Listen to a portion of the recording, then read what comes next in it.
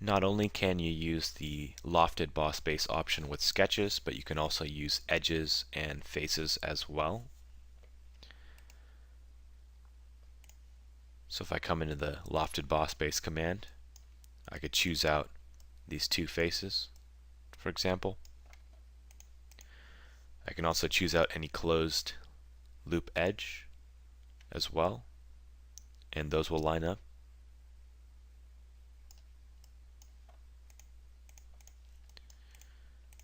And pretty much any two faces I choose or sets of edges I choose will try to find a way to line up.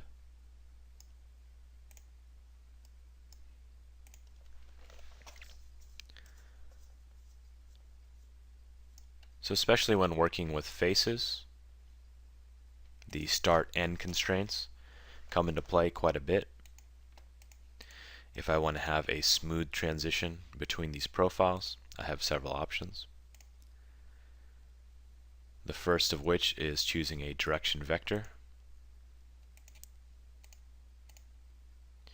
And you also want to keep in mind with this which one's the first selection, which one's the second.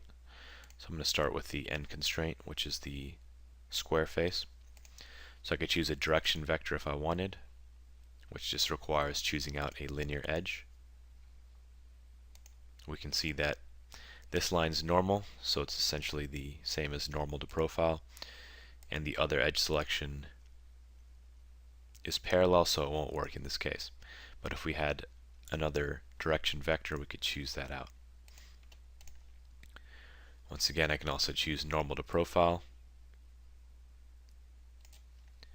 and this controls the strength of that transition, or the length of that transition. And we can also choose an angle, which is going to taper this in or out depending on how we change that angle. We also have a tangency to face option, which will make all of these sides tangent. And there's a next face option. In this case, it's not going to apply. And to show how that next face option works, I'll just go ahead and use the bottom profile. So the next face will switch from this top to the side.